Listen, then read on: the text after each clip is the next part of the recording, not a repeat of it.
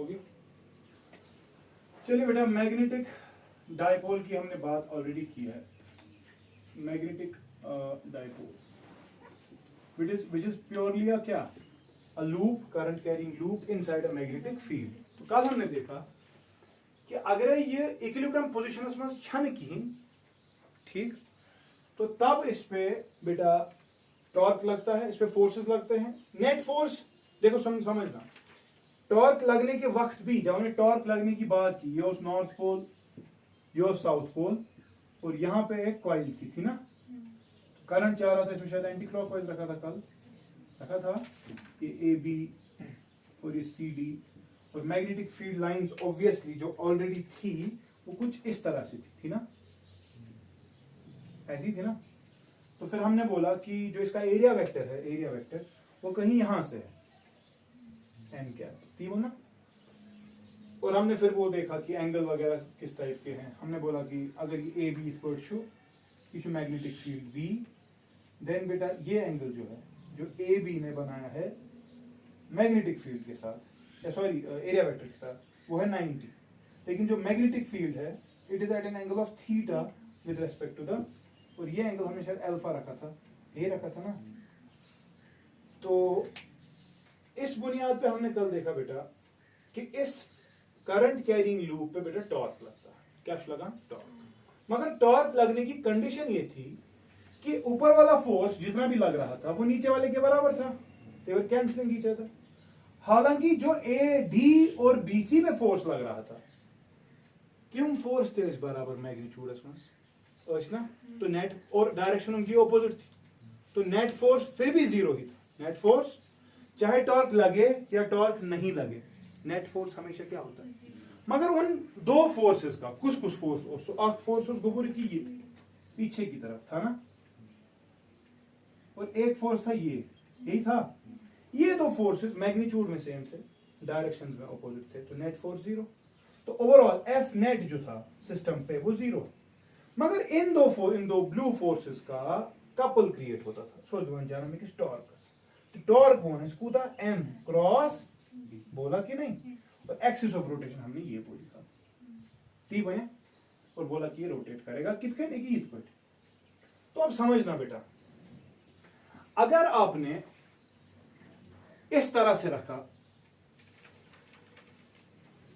अपने कॉइल को such that magnetic field lines ऐसे है, this is the magnetic field, ठीक है। और जब इस पे एरिया वेक्टर आपने ड्रॉ किया, किस पे, अपनी कॉइल पे, so area vector used to गोबर, सो ऐसे कि यह डायरेक्शन, एक यह direction n cap area vector, such that theta the angle between magnetic field and the area vector is zero. तब तूने बोला ना इसका टॉर्क जीरो है, क्या बोल था,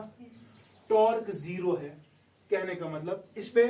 कोई कपल जनरेट नहीं हो रहा। कहने का मतलब ये भी है कि इस सिस्टम में बेटा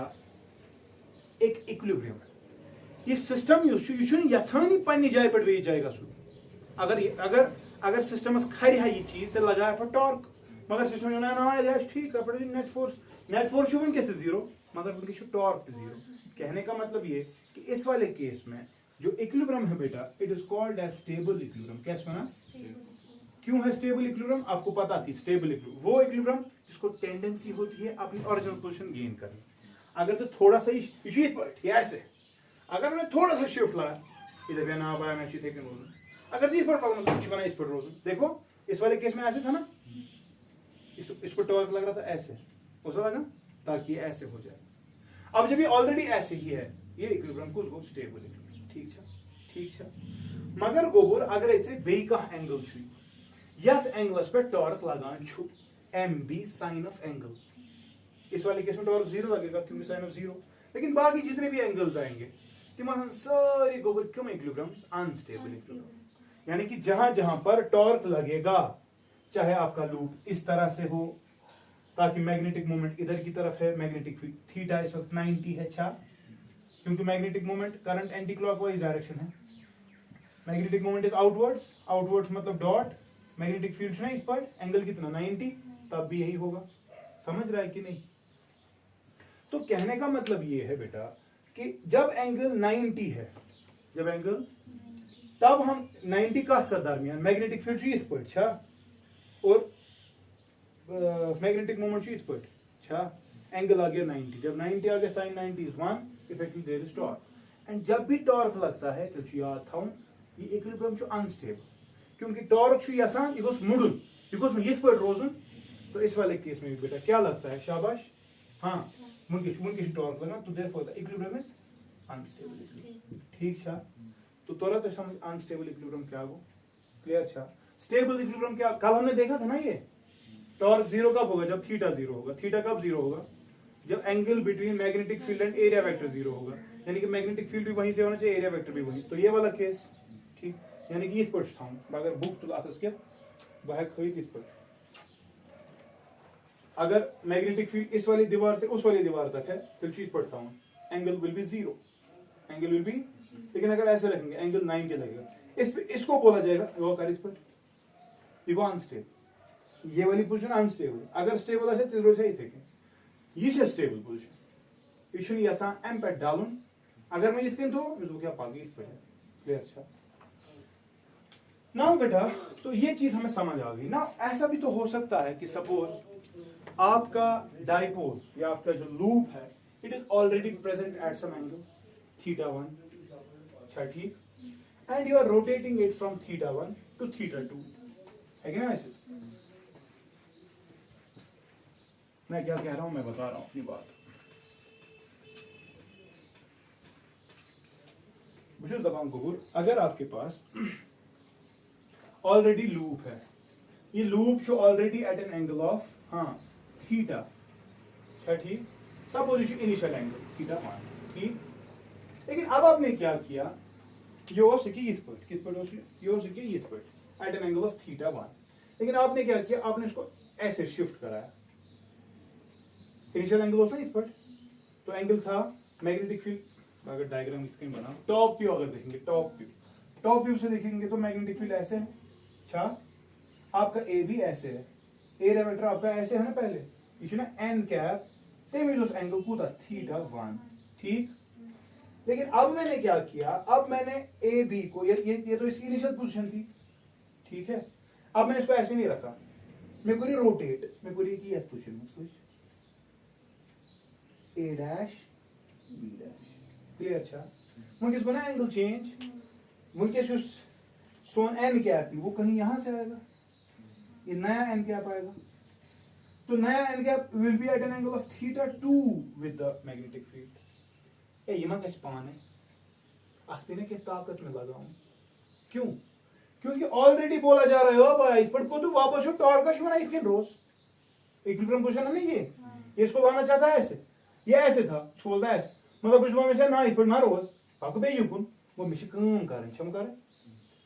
है कि नहीं तो सपोज बेटा ड्यूरिंग द रोटेशन मैंने कुछ काम किया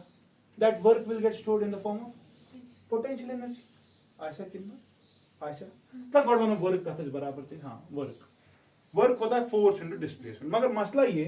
कि इसका एंगुलर डिस्प्लेसमेंट है और वो कांस्टेंट नहीं स्विच ने यूनिफॉर्म किया स्विच थोड़ा that is a continuous thing तो व्हाट विल डू मैं बोलूंगा ड्यूरिंग द मोशन ठीक सपोज अगर ये पहले ऐसे था सपोज इसको मैंने रोटेट कराया by small angle D theta ठीक था तो उसकी वजह से जो काम किया जाएगा बेटा तो ऐसा डी डब्ल्यू ऐसा कितना डी डब्ल्यू का फैसल बराबर तलावान टॉर्क वर्क का स्वयं बराबर फोर्स इनटू डिस्प्लेसमेंट मगर इस वक्त एंगुलर वर्क है ना वर्क इज बराबर angular force dot angular displacement मैं क्या कह रहा हूं रिपीट कर रहा हूं बुझवा अगर एक बड़ा angle theta 1 1 to theta 2 during the rotation suppose फर्ज कर लो ये मुड़ गया बाय डी थीटा समझ रहा है कहां से कहां थीटा 1 से थीटा 2 जाना है ना सपोज डी थीटा तो इस वाले केस के लिए जो काम कर रहा हूं समझना D W so D W का है बराबर हां टॉर्क इनटू डी थीटा होगा कि नहीं आशयस कितना तला वन तिल गोबुर हालांकि डी थीटा से यपर छा टॉर्क लग रहा है ऑपोजिट डायरेक्शन में तो एंगल कितना इनके बीच 180 छुना फिर खुदा निर्वर्क तला वन तिल डी डब्ल्यू हां इट इज इक्वल टू मैं समझना मेरी बात मैं टॉर्क को पता क्या लिख रहा हूं torque D theta into cos of 180 कोई मसला तो नहीं है ठीक छा सुनेरा तेल बराबर टी डी थीटा cos 180 कितना -1 छा but at the same time बेटा स्मॉल वर्क छु बराबर माइनस टॉर्क क्या छु अभी निकाला एम बी साइन थीटा छु ना मगर टॉर्क कुछ फोर्स आसा रेस्टोरिंग फोर्स रेस्टोरिंग यानी कि जो आप काम कर रहे हो टॉर्क उसके खिलाफ काम करता है अच्छा तेरे वहां पर टॉर्क का अपना माइनस भी है एक से हिसाब से यानी कि जो असली हम टॉर्क की बात करते हैं एम बी साइन थीटा मगर बोलिया कि एम बी साइन थीटा बोलिया कि minus M b sine theta माना चुका d theta why why why because torque it is actually restoring force अगर आपने डी थीटा को ऐसे लिया तो टॉर्क उसके खिलाफ काम कर रहा है टॉर्क से restoring by definition of work हम बोलेंगे it is minus T d theta तिकाज काम यस आय करना सो आय टॉर्कस खिलाफ करना टॉर्क was एक्स डायरेक्शन में डी डब्ल्यू बेस डायरेक्शन में टॉर्क लगा इस डायरेक्शन में लगा ना देखो समझो डी डी थीटा किधर इधर टॉर्क कहां लग रहा है इधर लग रहा है कि नहीं लेकिन ये टॉर्क जो है बेटा ये डी थीटा के खिलाफ काम कर रहा है ना समझ तरह तो जो मैंने काम किया मैंने इस डायरेक्शन में किया लेकिन सिस्टम कहां से करना चाहता है अगेंस्ट तो जो अगेंस्ट वाला काम वो सिस्टम कर रहा है ना store in the form of potential energy so I comes one so काम छना मैंने काम के खिलाफ छा कितना डीडब्ल्यू इधर डी थीटा इधर तो एंगल ऑलरेडी माइनस आ रहा है अगेंस्ट तो that is what I am telling कि ये तो कुछ तेरे माइनस लिखो अब वहां पे नहीं लिखा मैंने यहां पे लिखा मैंने टॉर्क को चेंज किया पिछले का टॉर्क से बराबर minus M b sine theta it is not m b sine theta this is the reason for that b torque is restoring force अच्छा ठीक अगर तू ये पढ़े लिखी you have to then mention कि टॉर्क और डी थीटा का एंगल सेम है हालांकि छुन के टॉर्क इधर डी थीटा इधर ठीक है ओके नाउ बेटा व्हिच इंप्लाइज डी डब्ल्यू का तिल बराबर सुशे तिल नेरा M B sin theta d theta खेल खत्म अच्छा तलाव इगे स्मॉल वर्क तिल क्या पूर करो शाबाश व्हिच इंप्लाइज वर्क डन का बराबर हां एम बी बार इंटीग्रल किसका sin थीटा डी थीटा का कहां से कहां तक थीटा 1 से लेकर मानता है व्हिच इंप्लाइज तलाव वर्क का बराबर तिल हां एम बी sin थीटा की इंटीग्रेशन साइन की इंटीग्रेशन शाबाश साइन की डिफरेंशिएशन cos होती है साइन की इंटीग्रेशन माइनस cos होती है ना आसान माइनस cos थीटा का लिमिट्स क्या थी थीटा 1 पे है तला 1 तिल को वर्क करते हैं बराबर हां एम बी बता ना upper limit minus lower limit upper limit से cos theta 2 minus cos theta 1 मगर इस माइनस की वजह से क्या होगा फिर cos theta 1 minus cos theta 2 तो वही होगा समझ रहा है this is the work that you are doing if you are rotating a loop from initial angle to a final angle clear छा ठीक छा लेकिन यही वर्क तो पोटेंशियल एनर्जी है तो आपको पूछा जाएगा what is the work done और what is the potential energy stored if it was rotated from 30 degrees to 60 degrees तैयार करो आएगा निकालना but at the same time stable condition चाहिए तेल कुछ इनिशियल एंगल शाबाश इनिशियल एंगल समझो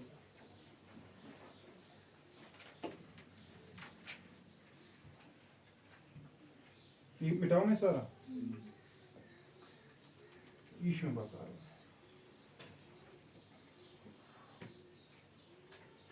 if theta 1 is equal to say 90 degrees initial angle ले रहा हूं कितना तो मुझे पता 90 डिग्री पे अगर इनिशियल है तो दूसरा एंगल क्या होगा फिर थीटा ही क्योंकि इनिशियल से ना 90 देता हूं दही एंगल इसको 90 से आपने इसको कहीं पर लिया थीटा पे लिया तमीज क्या है इस तरह 90 से पता कुछ एंगल को पोर्ट समझ लूप कितने ये वाला लूप अगर होगा तो मैग्नेटिक डायपोल उधर ही मैग्नेटिक फील्ड उधर दिस इज जीरो एंगल अगर इस पर डैश क्या चुना 90 अगर इस पर था है कि नहीं इस वाले केस में 90 डिग्री पे मैग्नेटिक मोमेंट मैग्नेटिक फील्ड के साथ ठीक है तो बता इस वाले केस में वर्क डन कितना आएगा या पोटेंशियल एनर्जी कितनी आएगी शाबाश हाँ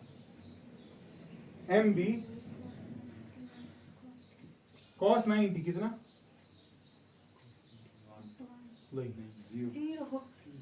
माइनस cos थीटा है ना तो पोटेंशियल एनर्जी कितनी आएगी minus M B cos theta अच्छा ठीक, और क्या ना इससे बेटा potential energy is equal to minus M vector है ना डॉट बी है कब बनित this is the potential energy of a dipole if you want to calculate the potential energy of a dipole it is minus क्या M dot B ठीक छ clear छ लेकिन बेटा वो है डिफरेंट एंगल्स मगर जगह आसन गड पता इनिशियल एंगल क्या निमुत 90 से कहीं पर भी जाओ पोटेंशियल एनर्जी इतना होगा minus times M dot B ठीक है एम डॉट बी एंगल पे फिर डिपेंड करेगा 90 पे ऑलरेडी था इस पर छु वहां से आगे पे 30 पे रोटेट करा 20 पे रोटेट करा 40 पे करा रोटेट फ्रॉम दिस पोजीशन तो बताओ वो पोटेंशियल एनर्जी कितनी है ठीक लेकिन ऐसा भी तो हो सकता है कि आपने इनिशियल एंगल बेटा 0 डिग्री रखा क्योंकि 0 डिग्री पे टॉर्क 0 लगता है ना 0 डिग्री क्या होता है आपका लूप ऐसा है लूप ऐसा है कुछ लूप मैग्नेटिक फील्ड दिखना अपनी एरिया वेक्टर ते अपोरी मैग्नेटिक मोमेंट ते अपोरी एंगल 0 टॉर्क लगेगा 0 लगेगा कितना अगर टॉर्क लगेगा 0 तो मुझे बता इस वक्त पोटेंशियल एनर्जी कितनी आएगी इस वक्त थीटा 1 इज 0 थीटा 2 को हम क्या मानेंगे थीटा तला 1 से पोटेंशियल एनर्जी कितनी निकलेगी इस वाले केस में शाबाश मानो it will be mb sin 0 cos 0 is 1 minus cos theta ठीक है कि नहीं but each है different case if you rotate यहां पर भी वैसे ही केस आएंगे यहां पर भी वैसे ही केस आएंगे जैसे फॉर एग्जांपल चलो पहले इसके देखते हैं अगर आपने थीटा अब लिया स्टार्ट तो आपने 90 से किया स्टार्ट 90 से करने का मतलब आपने पहले इसको ऐसे रखा था आप रोटेट करो बाय सपोज बाय 90 हाँ बाय 180 क्लियर छा बाय 0 बाय 90 और बाय जरा बताओ हर किसी केस में पोटेंशियल एनर्जी कितना निकलेगा पहले वाले केस में बता कितना आएगा cos 0 1 चलिए उनके पोटेंशियल एनर्जी माइनस mb आएगी इस वाले केस में बता शाबाश पोटेंशियल एनर्जी कितनी आएगी cos 90 potential energy will be 0 theta जब 180 होगा cos 180 माइनस 1 तो कितना आएगा पोटेंशियल एनर्जी mb क्लियर है यानी कि अगर इट्स गॉट समझ में इनका अगर इस पर 90 नहीं होए ऐसे था इस वाली कंडीशन पे ही रखना है तो तुझे काम नहीं करना ये सिस्टम खुद कर रहा है माइनस mb ठीक अगर चीज 90 से रोटेट कर रहा वर्क डन विल बी 0